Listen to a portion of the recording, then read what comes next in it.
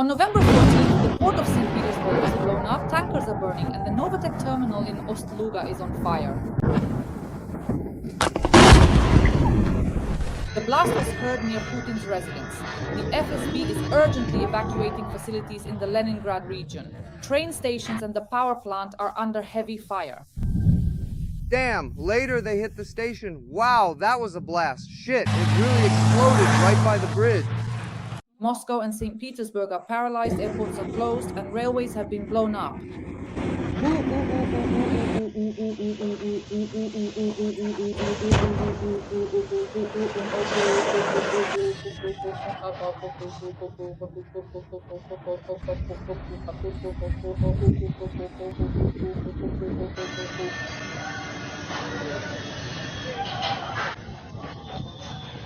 Looks like we're about to get kicked off the construction site. We got hit! The ships are on fire. A strike on the residence. Yeah, we hit it. That's it. Here, near the Rosneft area. In 2 kilometers is Putin's residence where he called Trump from, the operational command center. The Russians are squealing.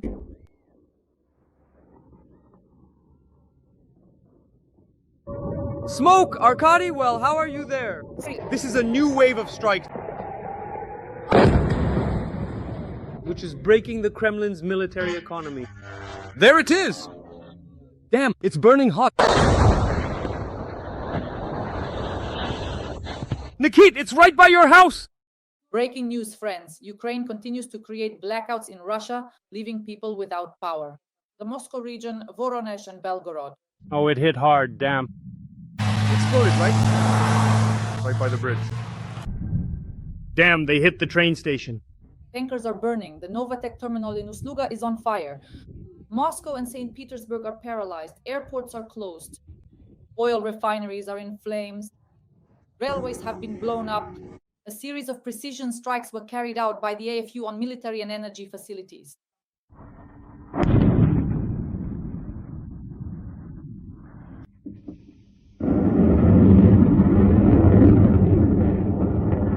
In Tuapse, a strike by naval drones hit the port and the pier. A Russian warship was blown up near Novoshakhtinsk. There's a fire at a petrochemical plant in Kazan. In Voronezh, 3 missile strikes hit CHP-1. Part of the city is without power. In Crimea, there was a detonation at an oil depot in Vardiskoye. A series of large-scale strikes on Russian territory.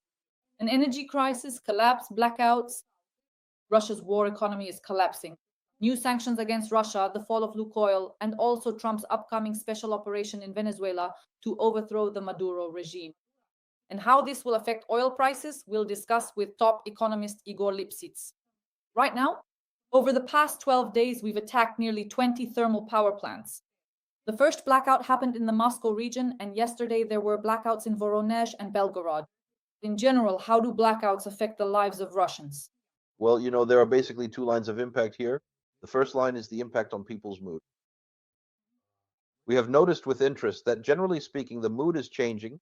Moreover, it's changing even according to official sociological data, which, always tries to paint a prettier picture, but you can't cover everything up. Otherwise, it just wouldn't look good. So even they admit that Russians are starting to get very tired of the war, and the number of those who support it unconditionally has dropped quite a lot. The number of people who are tired of the war exceeded 40%, and sometimes the figures are even more significant. So, that initial attitude of, well, it's happening somewhere out there, it doesn't concern us, is changing. That attitude is starting to fade because people are feeling that the war is having an impact, prices are rising, more and more money is being taken away, and the overall negative situation in the economy is affecting everyone. In other words, a certain fatigue is building up, and the more blows like these that have a widespread impact and lower the quality of life, the less people will feel that the war is happening somewhere abroad and doesn't concern us. Instead, there will be a growing sense that this problem really needs to be resolved somehow. So that's the first effect. The second effect is, of course, economic, because shutting down the power grid doesn't just create difficulties for households and the residential sector. It also means factories stop working, it creates problems generating income, and these difficulties lead to a reduction in overall profits, which in turn causes the tax base to shrink. And the financial situation in Russia is already so bad that just look, Russia has already passed the budget for next year in its first reading. And before they even managed to pass it, they already had to urgently make adjustments. And not by a small amount, about 7 trillion, because they made a budget that was as focused on the war as possible, cutting back on the civilian sector. A terrible outcry began within their own government circles. They urgently started reallocating some funds to stop the outcry. In other words, the situation is such that the financial losses are already so great that even the state no longer fully controls its financial situation. So all of this keeps accumulating. Debts are growing, the state deficit is increasing, the national debt is rising, which, by the way, is something people in Russia usually don't even think about. It's a concept that's rather poorly understood there. But in reality, these are all issues that will continue to affect the lives of Russians for a long time. So all these kinds of damages inflicted on energy systems, it's a painful subject. It's not fatal yet, but it is painful because overall it undermines the stability of Russian life, which Putin clings to so desperately. Igor Vladimirovich, what's happening with Russia's energy sector, especially in the context of strikes on refineries and ports? Because we've attacked Ust-Luga and now Tuapse. They report that the sea drone attack on the port in Tuapse has practically halted its operations. The situation is complicated.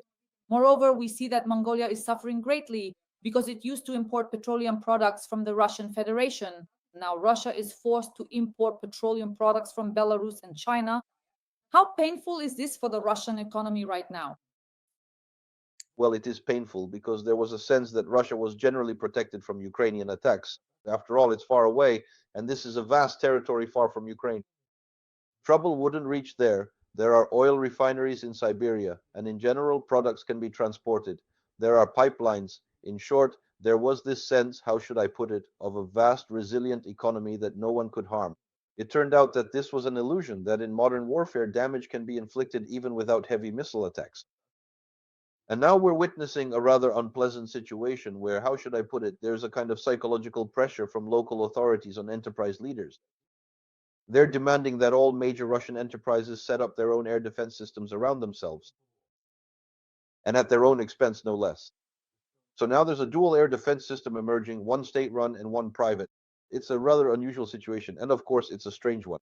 Because first of all, where would you even get enough air defense systems to cover all major Russian enterprises? There simply isn't that much military equipment available. Then again, these are additional expenses that companies will naturally pass on to the prices of their products. These are rather painful issues, but I do understand the local authorities' point of view. It's important to understand that when drone attacks target industrial facilities, it's not just a local technological accident at that particular site. Many of these facilities contain rather hazardous substances, and during fires or such accidents, these substances can be released into the air. That's why there's a risk of a chemical threat to nearby populated areas as a result of drone attacks on certain industrial enterprises. This isn't chemical warfare, but the consequences could be very similar. For example, chlorine releases into the air, you can look it up in civil defense textbooks, can cause some very unpleasant effects, and so on. So in this sense, it's simply impossible for the military to provide protection for all facilities across Russia. And Russia has really found itself in a situation, as military analysts correctly point out, where for the first time the size of Russia's territory has become a weakness for it, a weak element of its military system rather than a strength. Previously, when it was all about infantry, this was actually an advantage. By the time they arrived, by the time you transported everything, it took an awfully long time. But the drone war has changed the situation, and for the first time, the vast territory with many technological facilities, impossible to cover them all, has become a problem for Russia because now it has to choose whether to use its air defense system to protect the military, the capital, or industrial sites. In other words, Russia has found itself in a war it did not expect, which it was not prepared for, and in this war it will suffer losses, and this leads to long-term consequences. Well, look at what we see happening in the oil sector. A truly dire situation has arisen because there is now a shortage of motor fuel within Russia itself, yet Russia has intergovernmental agreements to supply motor fuel to Mongolia and Kyrgyzstan, and due to the shortage in Russia, these two countries have been left without fuel. So people there who had been doing well suddenly found themselves in trouble. And now there's no happiness because you can't fill up anything. And Russia, despite having a shortage on its own territory, started sending fuel there. Because of the intergovernmental agreements, at the same time, look at how this situation plays out. Officially, there is a ban on the export of motor fuel in Russia. That is, exporting is not allowed. But according to intergovernmental agreements, it seems you can. So on the one hand, it's forbidden, but on the other hand, they're exporting it anyway. But I mean, what are Mongolia and Kyrgyzstan supposed to just die because of Russia's war? That's why they sent tankers, whole trains with fuel over there. But this only makes the shortage in Russia worse. So it's pretty hard to say what will happen next, but it's also hard to fix this quickly. There's no equipment, and besides, these are additional costs that will again be added to the production cost of gasoline and diesel fuel, which will, in turn, push prices up. So there are a lot of unpleasant issues here. Moreover, since Russian oil companies can't send oil to refineries, they've started exporting more crude oil instead. As a result, the scale of production in Russia will simply be reduced for a long time. Accordingly, the consequences of the fuel shortage will not last long. It's hard to say whether they'll be able to overcome them. Most likely they won't. So overall, it's quite an unpleasant situation. And Russia can't live without fuel. It's such a vast country. Besides, if you know, there are places in Russia called the far north. I don't know if you've ever heard this, but in the far north, people never turn off their car engines for the whole winter. That is, the engine runs around the clock because if it freezes, you won't be able to thaw it out until spring. That's why fuel reserves have to be very large. If there are any disruptions, it poses a threat to the very survival of people in Russia's northern regions, as they say. So overall, the consequences are quite unpleasant and difficult to resolve. That's what's happening with this market. Igor Vladimirovich, you've always said that the time would come when Russians would be heating their homes with wood stoves. Has that time come now when we see that winter is coming? What's your opinion? So far, Russia still treats my predictions with skepticism. Although a woman wrote to me recently from Vladivostok, she said, "We thought about it here and my husband actually agreed with you. You won't believe it, but we moved into an old house. It's an old building and there are chimneys built into the walls. We tapped on them, found them, and now, if necessary, we know exactly where to connect a wood-burning stove." But of course, people living in the big apartment buildings in Moscow have a hard time believing in such an idea. But in reality, anything is possible. A blackout would create a huge problem because in Moscow, if something happens, there's not even anywhere to gather people, you see? Usually, in such situations, people are brought together in sports facilities and heat generators are set up there. But in Moscow, there are so many people that you can't fit everyone into stadiums, and there are no alternative systems. And if there are also strikes on the power grid, in other words, you won't be able to turn on an electric heater, and in many cases, what will happen is an instant burnout of all electrical systems. Well, how can I put it? You have to understand that there are a lot of old cities in Russia. And in old cities, there are old utility systems. I remember once I read something and found it terribly amusing, well, amusing from an economist's point of view, though for ordinary people it's not so funny, that in the city of St. Petersburg, there is an energy police force. It's hard to grasp, but the thing is, the city is old, the utility infrastructure is very old, and the cable network is rather weak. Meanwhile, people who have started living well-off lives in St. Petersburg began to enhance their homes. And enhancing one's home always means increased electricity consumption, which is one of the most important indicators of comfort in life. So people started installing heated floors, air conditioning systems, and some energy indulgent individuals even put saunas in their apartments. And this leads to such an increase in load that, as you can imagine, the fuses in your apartment are the first to blow. You install special fuses, then the fuses on the stairwells blow, so you put in a bypass there, but then the whole neighborhood goes out. So the energy police of St. Petersburg catch these heavy consumers, those who demand too much, and take measures against them. Moreover, Russia has now introduced a tiered electricity payment system to force people to consume less energy. Now, an increased fee will be introduced, and apparently the minimum threshold for electricity consumption will be significantly reduced so that people don't use too much electricity. In other words, they're going to hit people hard in the wallet for living comfortably so they won't live so carefree anymore. So, in this sense, the situation of losing a comfortable way of life is developing in Russia, and it's quite difficult to stop this process. It will only intensify. Igor Vladimirovich, one of the most interesting topics is social protests. Here's what we're seeing: a nationalist march. A march of Russian nationalists recently took place in the Moscow region. Everyone discussed it very thoroughly. What do you associate this with? Are these certain protests against someone, and how much can they influence the turbulence in Russia? Well, this always creates a very complicated situation. In general, the Russian question is always very explosive in Russia because, well, these nationalists always hit a sensitive spot for the Russian Federation. They say that in Russia, for example, there are national entities, Tatar, Bashkir, but there is no Russian one. In other words, there isn't a single Russian republic. There is no Russian republic in the Russian Federation. So Russians don't have their own state. This is a recurring topic. that we are being discriminated against here. We are the state forming nation, but we are being discriminated against. We are not being taken into account. And this recurring topic, it sometimes flares up, sometimes dies down. During times of crisis, it intensifies because people try to find, how should I put it, some kind of foundation for self respect. There is no other foundation. Only national identity can serve as one. And now we are seeing this surge again. It happens periodically. I have experienced this throughout my life. Many times in the 1990s, for example, there was a strong rise of a group called Pamyat. Those who are older might remember, which at that time was mainly fighting against Jews, shouting at us, Jews, pack your bags, go to the train station, go to Israel. In the end, their shouting even reached me. Well, this is a story that is in a way understandable, but this is a constant theme, one that never goes away. And what is happening now? All this war and the hysteria around the war, stirred up by Putin, this whole search for enemies. It encourages the darkest forces in society. And from this arises this powerful movement. It was the same way in the Russian Empire.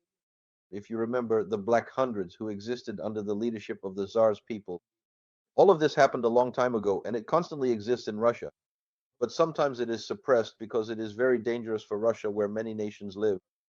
And sometimes the state doesn't have enough strength to suppress it.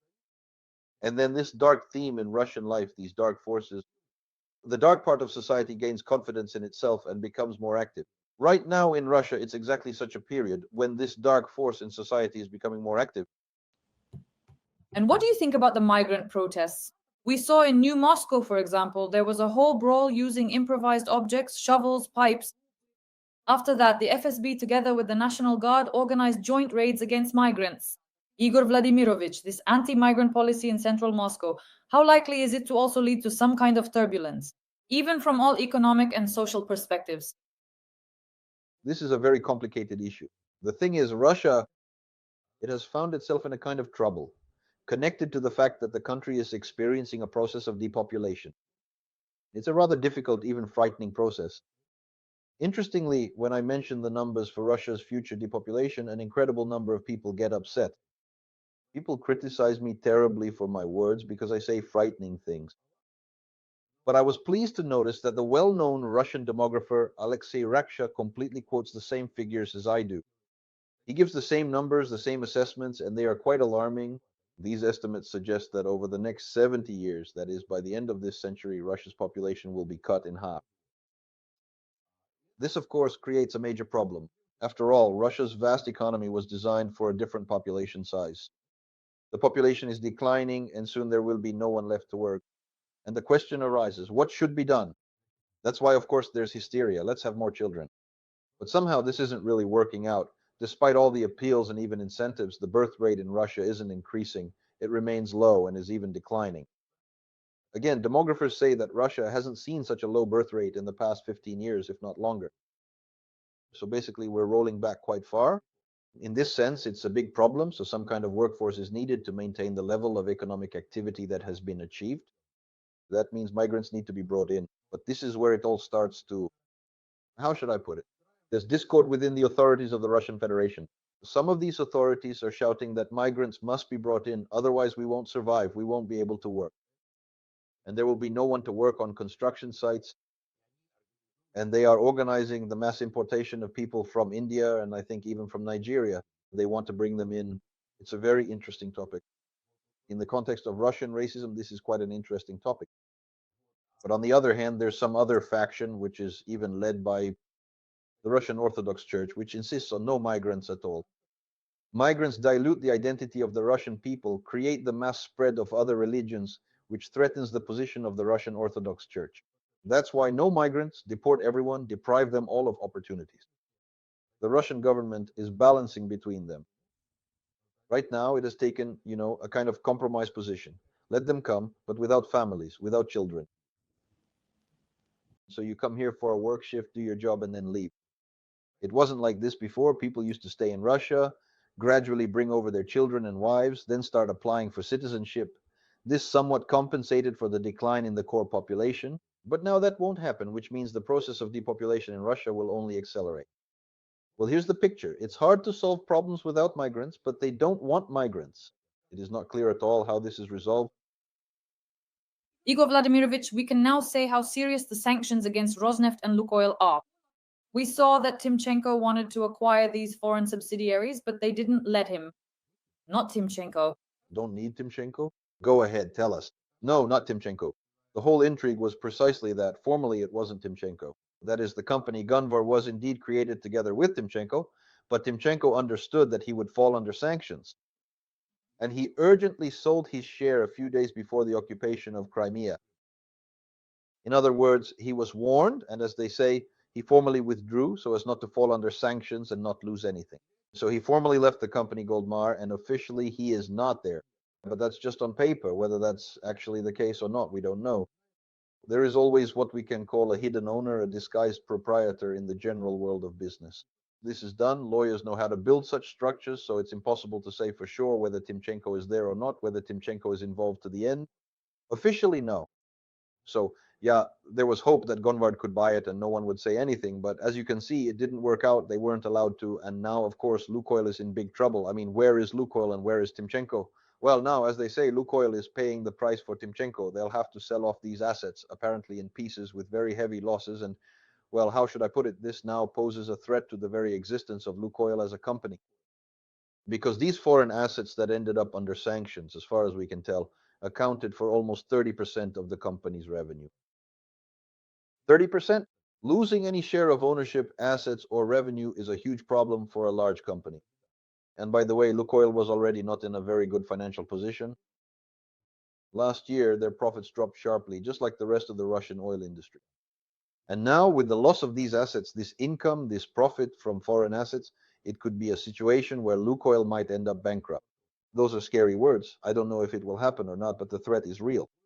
That's why, as far as I've heard, there are now rumors going around Moscow that it's over for Lukoil. After all, this is the second largest oil company, and any problems within this company will have painful repercussions across the entire Russian oil industry and on all the oil-related revenues of the Russian budget. Right now, there's a dramatic intrigue unfolding, and we're watching it with great interest.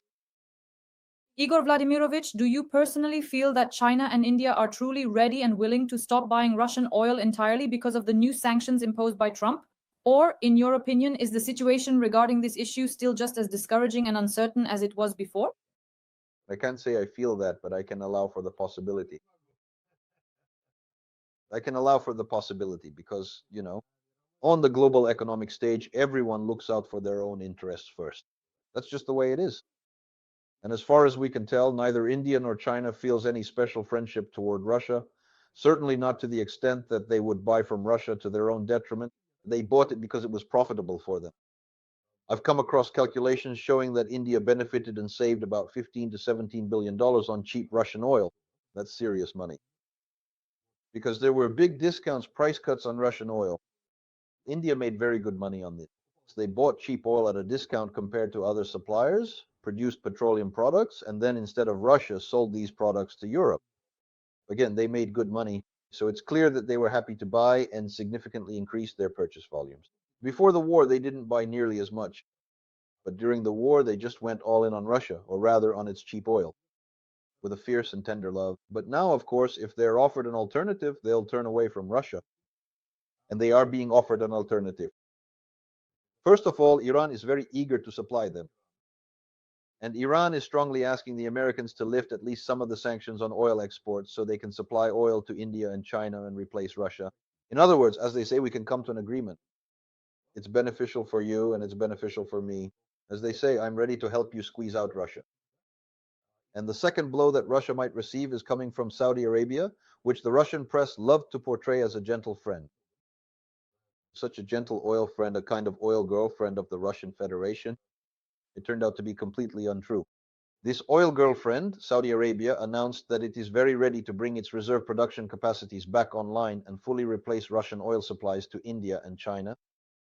They have spare capacity. In this sense, Russia's position in the Indian and Chinese markets is not without alternatives. Let me put it this way, carefully. There are other suppliers, and in general, it's possible that Russia will lose these markets. This is already a big problem for Russia. There are already reports coming in that there is a lot of panic in Russia because of the possible reduction in oil supplies to India, because everything will go to hell. Pardon the non-economic expression. The entire financial structure of the Russian state In that case, they will have to take some emergency measures, drastically cut social programs, and it's not even clear what could possibly be cut. In other words, it's a very serious problem, and they will have to carry out a major devaluation of the ruble to generate empty rubles for financing the state budget. So the threat to Russia is that even if only India cuts its purchases by half, it would already be almost a financial catastrophe, and it's unclear how to solve it. Igor Vladimirovich, what is your opinion regarding Venezuela? Will Trump be able to change the regime? Is it possible that Maduro will flee to Moscow? And what will we have here in Moscow then? Yanukovych, Assad, Maduro, everyone who can, all equal, like on a scoreboard. Putin is with them.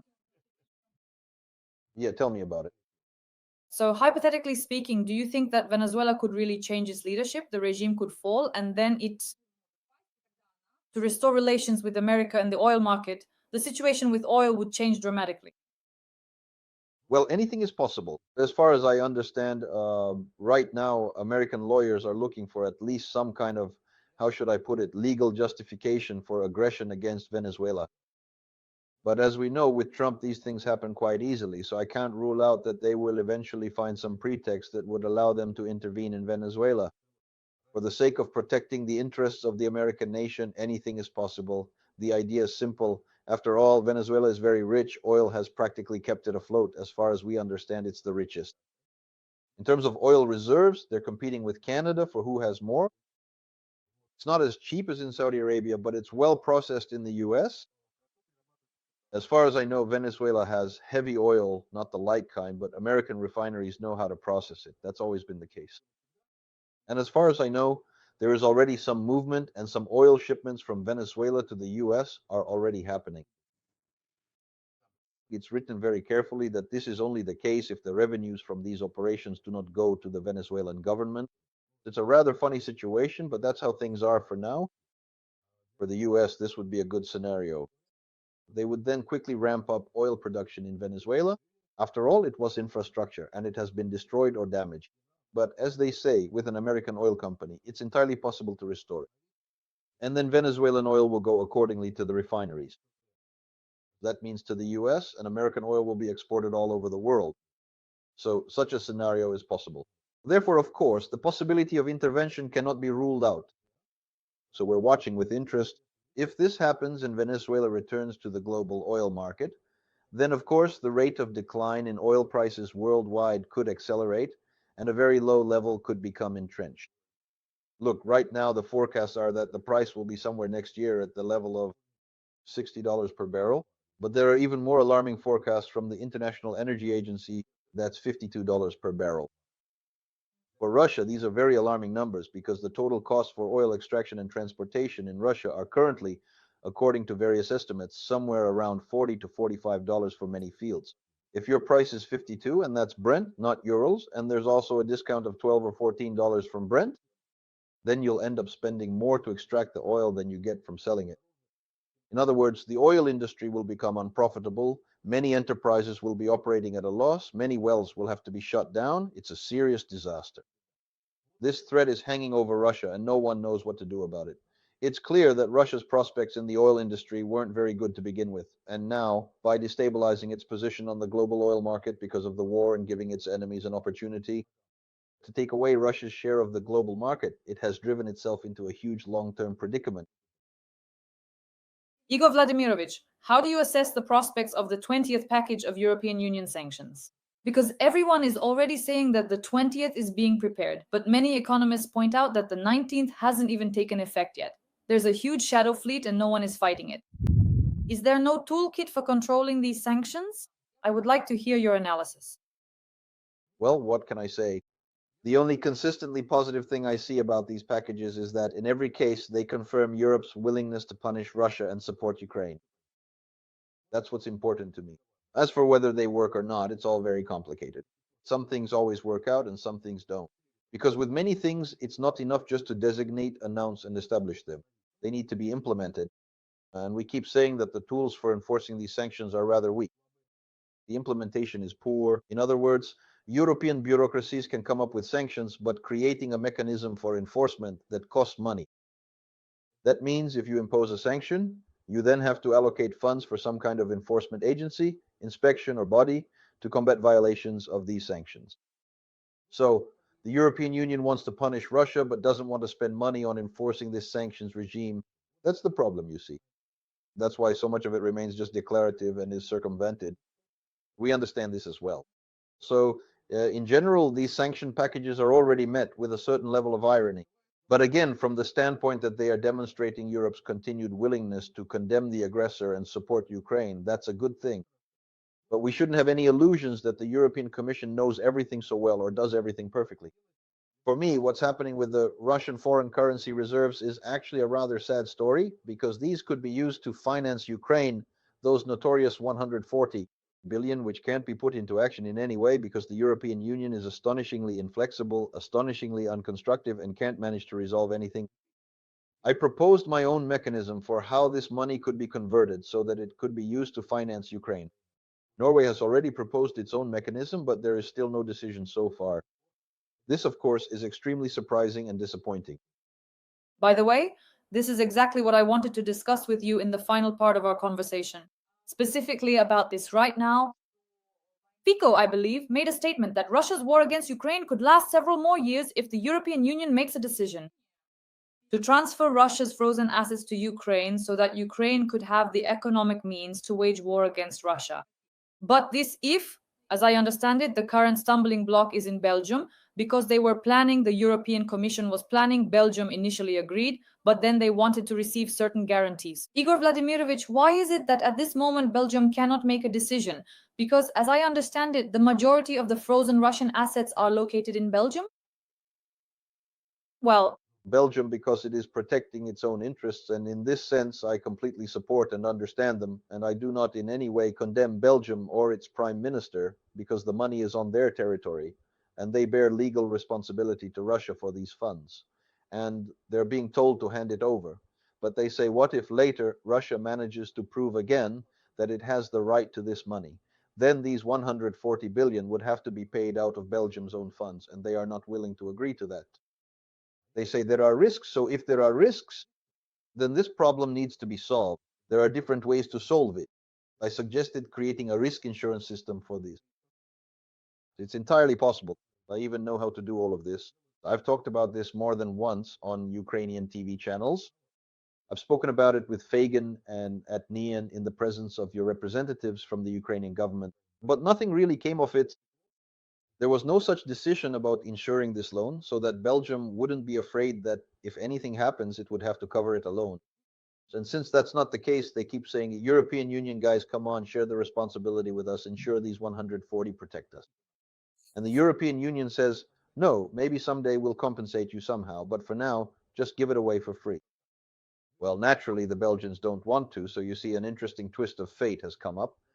So the second option I suggested was to insure it, and now in Norway, there's an idea to use their national fund, which is over $1 trillion, to cover it. They want to provide a guarantee for these 140 so that Belgium won't be afraid. In the event that Russia starts demanding the 140 billion, the Norwegian sovereign fund will compensate Belgium for that money. So in other words, a reasonable solution exists, but the European Commission hasn't made any decision about it yet. They're simply trying to force Belgium to agree to just give it away for nothing. And naturally, Belgium doesn't want to. It's a strange deadlock, in my opinion, purely bureaucratic and foolish. I don't see anything else here. There is a solution, and it's not very complicated. But so far, it hasn't been implemented, even though it could have been. And as for what Slovakia is saying, well, let's ask a question. If we don't give money to Ukraine, will Putin immediately stop fighting? He intends to keep fighting for many years until he achieves the complete destruction of Ukraine. So what are Slovakia and Hungary suggesting then? That Ukraine should be eliminated as a state? Would that make life easier for Slovakia? Well, we need to understand what's really behind this decision. That's why the real question here is that we can and should help Ukraine with this money. Iglandia, do you believe that in the near future there is a real possibility that Ukraine will actually receive these frozen Russian assets? Well, I don't see any, insurmountable obstacles, if I can put it that way. Everything can be resolved. If there's a will in business, we always find 24 ways to get around any obstacle. That's precisely the art of a business consultant, the art of a manager, to get around the obstacles that life throws at you, and all of business is about. Problems that arise, and finding ways around those problems is the task of any manager. So there's nothing that would fundamentally prevent us from doing this. It's just that, how should I put it? There's very little flexibility and perhaps a lack of qualification among the European experts and the European Commission, who either don't understand the problems or don't want to solve them. There's also, how can I say, a very unpleasant contradiction. On the one hand, Europe clearly wants to help Ukraine in its war with Russia, but on the other hand, it doesn't want to see Russia destroyed. This greatly reduces the effectiveness of all sanction mechanisms. But the Northern Union doesn't know what it wants, just like in the United States. No one knows whether they want the destruction of Russia, the collapse of the Russian regime, or if they just want to weaken Putin a little so that he stops fighting, but everything else stays the same because they're afraid of Russia falling apart.